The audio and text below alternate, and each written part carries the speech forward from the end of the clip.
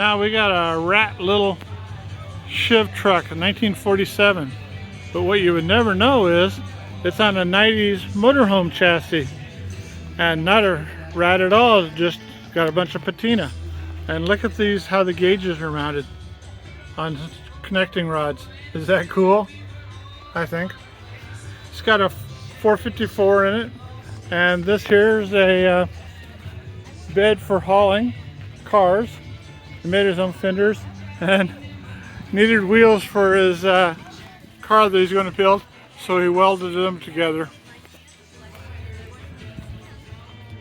And he's pretty big on the connecting rod theme. Got him there on the taillights. Big V on there. Wooden bed, floor.